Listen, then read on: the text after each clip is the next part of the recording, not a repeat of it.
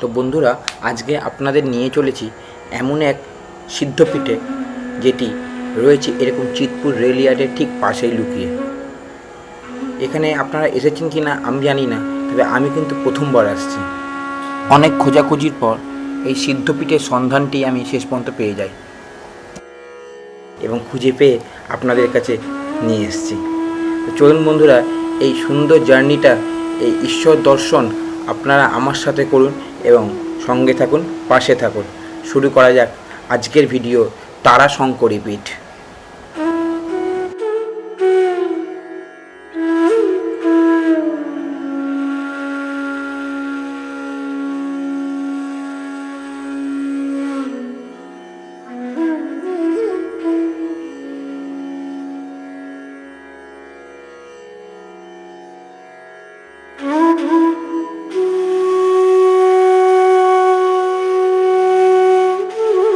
বন্ধুরা, আজকে সকাল সকাল বেরিয়ে পড়লাম তারাশঙ্করী পীঠ। এটা হয়তো অনেকেই অজানা। তারাশঙ্করী পীঠ হচ্ছে আমাদের দমদমার বিধাননগরের ঠিক মাঝখানে বেলগাছিয়া বলে জায়গা রয়েছে, ঠিক সেইখানে। তো সেইখানে চলেছি আজকে। তো চলুন যাওয়া যাক এবং আপনাদের দেখাবো এই তারাশঙ্করী পীঠ কেন জাগ্রত এবং কেন বিখ্যাত। তবে অনেকেই অজানা এই তারাশঙ্করী পীঠ বলেও কোনো জায়গা রয়েছে পশ্চিমবঙ্গে, এটা অনেকেই অজানা। সেই অজানা জায়গায় সবার সামনে তুলে ধরতে আজকে চলেছি। তো চলুন বন্ধুরা, আমরা যাই তারাশঙ্করী পীঠ। বর্তমানে আমি রয়েছি আমার হোম স্টেশন কাঁচরাপাড়াতে। এই কাঁচরাপাড়া থেকে যে কোনো ডাউন ট্রেন ধরে পৌঁছানো যায় দমদম। দমদম থেকে মেট্রো ধরে পৌঁছে যাবো বেলগাছিয়া। চলুন যাওয়া যাক বন্ধুরা। Your attention please. Train number 31315 Shialda Kullani Shivaji Local is arriving on platform number 1. कृपया ध्यान दीजिए, गाड़ी संख्या 31315।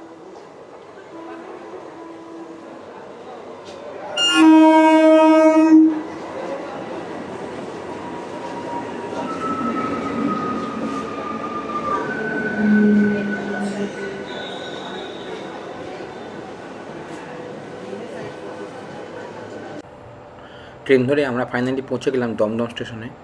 এই দমদম স্টেশন থেকে বাইরে বেরিয়ে অটো স্ট্যান্ড আছে, সেখান থেকে অটো ধরে আমরা যাব বেলগাছিয়া। মেট্রো ধরেও যাওয়া যায়, কিন্তু যখন আমি এসেছি সেই সময় মেট্রো চালু হয়নি, তো তার ফলে আমাকে এখান থেকে অটো ধরে আগাতে হবে বেলগাছিয়া উদ্দেশ্যে। এই যে বন্ধুরা, আমরা দমদম স্টেশন সামনে দেখতে পাচ্ছেন সাদা রঙের বিল্ডিংটা, ঠিক ওই স্টেশনের উল্টো দিকে যে রাস্তাটা সোজা এগিয়ে যাচ্ছে, এই সামনে দেখুন একটা অটো দাঁড়িয়ে রয়েছে। তবে এখান থেকে অটো ধরবো না, এই অটো, এটা একটা অটো স্ট্যান্ড। তবে এখান থেকে ডান দিকে একটা রাস্তা গেছে, সেই রাস্তাটা দিয়ে দেখাচ্ছি আপনাদের। ওই যেখানে অটো দাঁড়িয়ে ছিল সেটা ওই জায়গাটা, সবুজ রঙের বিল্ডিং দেখা যাচ্ছিলো। সেখান থেকে ওই দেখুন বন্ধুরা, সামনে অটো দাঁড়িয়ে রয়েছে। হ্যাঁ, এটাই হলো বেলগাছিয়া যাওয়া অটো স্ট্যান্ড।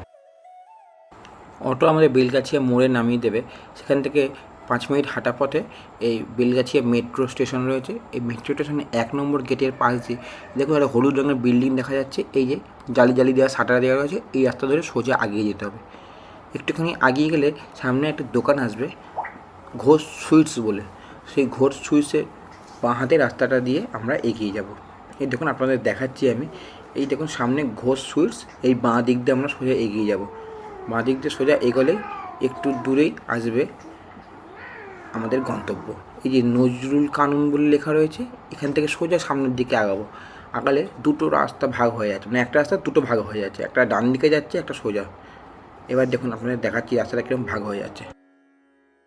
এই যে ডান দিকের যে রাস্তাটি এগিয়ে গেছে, সেই রাস্তাটা দিয়ে মিনিট 5 থেকে 7 হাঁটা পথে আগালেই দেখবেন একটি বটগাছ চলে আসবে। আমি আপনাদের দেখাচ্ছি, দেখুন ওই যে লাইন দিয়ে গাড়িগুলো রাখা রয়েছে, এইখান দিয়ে আগালেই এই ডান হাতে বটগাছ। এই বটগাছের ঠিক ডান দিক দিয়ে একটা রাস্তা কোয়ার্টারের পাশ দিয়ে সোজা চলে গেছে। এই সোজা এগিয়ে গেলেই আমাদের গন্তব্য চলে আসবে। এই দেখুন সামনে দেখা যাচ্ছে একটা বিশাল শিবলিঙ্গ টাইপের চিহ্ন করা রয়েছে, এটিই আমাদের আজকের গন্তব্য, তারাশঙ্করী পীঠ। চলুন বন্ধুরা, আমরা এসে গেলাম তারাশঙ্করী পীঠে। আমার সাথে সাথে আপনারাও দর্শন করুন এবার তারাশঙ্করী পীঠ।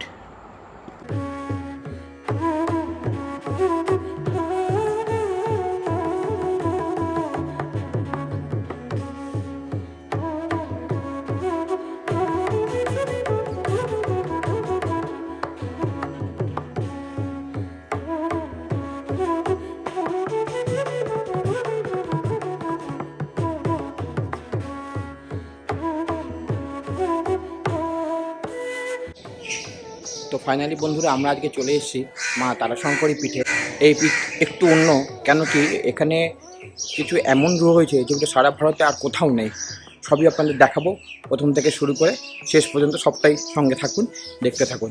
চলুন আগে দর্শন করে এখানে কি কি রয়েছে, কোন কোন ঠাকুর দেবতা রয়েছে এখানে। এবং মা তারাশঙ্করী বলতে তারা মায়েরই একটা রূপ, এবং সেই মায়ের কোন রূপ রয়েছে এখানে সেটাও আপনাদের দেখাবো। তো চলুন ভিডিওতে আগাই আমরা।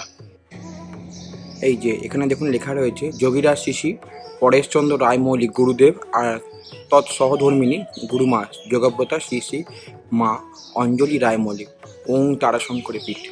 ইনারা এখানে প্রতিষ্ঠা করেছেন বলে ইনাদের এটা দেওয়া রয়েছে, এবং ইনাদেরই মূর্তি এইখানে রয়েছে। এই ইনাদেরই মূর্তি এখানে প্রতিষ্ঠা রয়েছে। এখানে মূর্তির সাথে সাথে ইনাদের চিতাভস্যও রয়েছে, তাই এটি হলো ইনাদের সমাধিস্থল। এই যে দালান এরিয়াটা আপনারা দেখছেন, এখানে দুর্গাপুজোর সময় বড় করে দুর্গা অনুষ্ঠান হয়। মায়ের এই মন্দিরে এই স্থানে ছাগ বলি হয়, এবং ছাগ বলি হওয়ার পর সেই মাংসর দ্বারা এখানে মায়ের প্রসাদ তৈরি হয়, কারণ মাকে এখানে আমিষ ভোগ দেওয়া হয়, আর মায়ের ভক্তরাও এখানে তাই আমিষ ভোগ পায়। এই যে রয়েছে মায়ের মহাপ্রসাদ, এবং যে যে ভক্ত আসছে তাদের প্রত্যেককেই মায়ের এই মহাপ্রসাদ দেওয়া হচ্ছে। এখানে যে কোনো কেউ যেতে পারেন, প্রত্যেককে প্রসাদ দেওয়া হয় এবং সম্পূর্ণ বিনামূল্যে। মায়ের এই মহাপ্রসাদ বা এই আমিষ প্রসাদ এতটাই সুস্বাদু, আমার একবার খেয়ে মন ভরেনি, আমি হ্যাংলার মতো আবার চেয়েছি যে আমাকে আরেকটু দেওয়া হোক মায়ের এই প্রসাদ। এবং এখানে যতবার আপনি চাইবেন ততবারই দেবে, কিন্তু আপনাকে পাতাটা ফেলে এসে হাত ধুয়ে তারপর নিতে হবে। তো মায়ের এই মহাপ্রসাদ খেতে কিন্তু আপনাকে এখানে আসতেই হবে এই তারাশঙ্করী পীঠে। চলুন আগানো যাক ভিডিওতে। দর্শন করুন আপনারা মা তারাশঙ্করীকে। মার এই অপরূপ রূপ এবং অভিন্ন রূপ, এই রূপ আর অন্য কোথাও নেই, কিন্তু মায়ের এই রূপ একমাত্র এখানেই মা তারাশঙ্করী। তবে কমেন্টে অবশ্যই লিখে দেবেন জয় মা তারাশঙ্করী। দর্শন করুন মাকে, একদম সামনে থেকে মাকে দর্শন করাচ্ছি আপনাদের। মায়ের এই স্থানে একটা অপূর্ব শান্তি রয়েছে। আপনি যখন এখানে এসে দাঁড়াবেন দেখবেন মনটা কিছু না শান্ত হয়ে গেছে, আর ভক্তি ভরে মায়ের দিকে তাকিয়ে থাকলে না মনে হয় মা আমার পাশেই রয়েছে। তো বন্ধুরা, এইবার আপনাদের দর্শন করাবো মায়ের 10 মহাবিদ্যার রূপ রয়েছে। চলুন আপনাদের একে একে 10 মহাবিদ্যাকে দর্শন করা।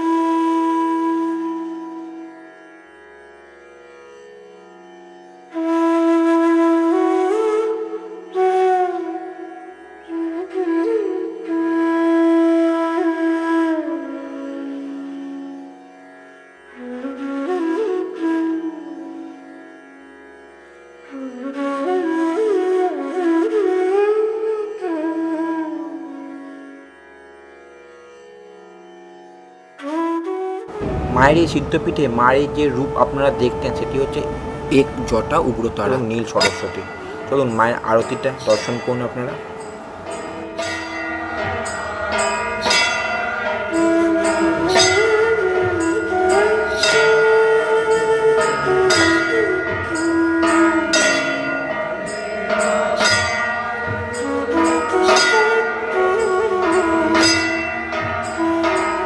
বন্ধুরা, এখানে রয়েছে বিষ্ণুর আরও এক রূপ, নাম যশোমাধব। তবে এই নামের পিছনে একটু ইতিহাস রয়েছে, সেটা আপনাদের বলি। আজ থেকে প্রায় 450 বছর আগে বাংলাদেশের ঢাকা জেলার ধামরাই উপজেলায় এক রাজা ছিলেন, নাম যশোপাল। তিনি একদিন মাটি খুঁড়ে একটি বিষ্ণু মূর্তি উদ্ধার করেন, এবং সেটি তিনি তিনার মন্দিরে প্রতিষ্ঠা করেন, নাম দেন যশোমাধব। তখন থেকে বিষ্ণু মূর্তিটির নাম যশোমাধব রয়ে যায়। রামজীবন রায় নামে এক পুরোহিত এই যশোমাধবের সেবায়েত হিসেবে নিযুক্ত হন, এবং এইখানে আপনারা যে যশোমাধবের মূর্তিটি দেখছেন, এই মূর্তিটি তারই এক বংশধর প্রতিষ্ঠা করে। তবে 1971 সালে যুদ্ধ হয়েছিল বাংলাদেশে, সেই সময় মূর্তিটি ধ্বংসপ্রাপ্ত হয় এবং তার ফলে 1978 সালে এইখানে একই রকম মূর্তি প্রতিষ্ঠা করা হয়, হুবহু একই মূর্তি, এবং সেই মূর্তি প্রতিষ্ঠা করতে লাগে প্রায় 1 কোটি তুলসী। আপনারা সামনে থেকে দর্শন করছেন সেই যশোমাধবকেই। এছাড়া জগন্নাথ দেবের যখন রথযাত্রা হয় ঠিক একই সময় এখানে যশোমাধবেরও বেশ বড় করে রথ বেরোয় এবং একই রকম নিয়ম নীতি সব পালন করে রথযাত্রা পালন করা হয়। চলুন বন্ধুরা আগামী ভিডিওতে। চলুন বন্ধুরা এবার আপনার দর্শন করায় স্বয়ং কাল ভৈরবকে। ভারতের একমাত্র কাল ভৈরবের মন্দির হলো এইটি। চলুন যাওয়া যাক। এই কাল ভৈরব ত্রিদেবকে পরাজিত করেছিলেন শোনা যায়। অন্যান্য দেবদেবী যেমন 4টি করে হাত থাকে, এমনি এখানে কাল ভৈরবের 6টি হাত রয়েছে। এক হাতে তিনি খড়গ ধরে রয়েছেন, এক হাতে ধরে রয়েছেন তিনি ত্রিশূল, আরেক হাতে রয়েছে ব্রহ্মদেবের পঞ্চম মুণ্ড, রয়েছে আরেক হাতে কপিলা, আরেক হাতে রয়েছে চক্র এবং এক হাতের দ্বারা তিনি আমাদের সবাইকে বরাভয় দান করছেন। চলুন ইনার আরতিটা একটু আমরা দেখে নিই। অপূর্ব সুন্দর সেই আরতি, আপনারাও দর্শন করুন।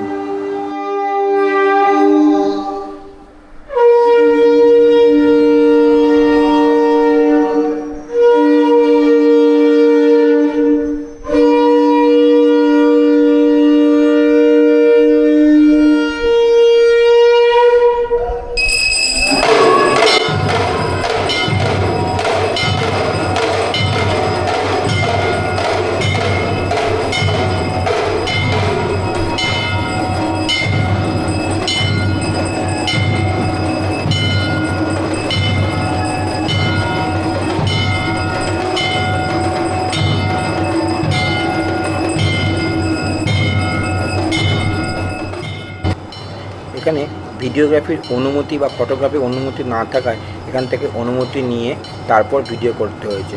তার ফলে কিছু কিছু জায়গাতে ফুটেজটা ঠিক ক্লিয়ার নাও থাকতে পারে, তার জন্য ক্ষমা প্রার্থী।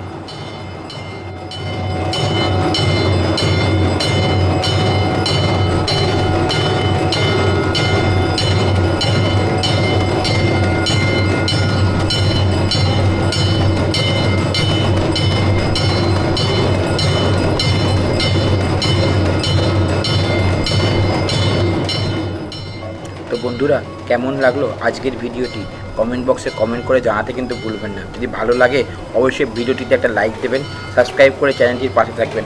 আমি রোববার করে এরকম ভালো ভিডিও আনার চেষ্টা করি।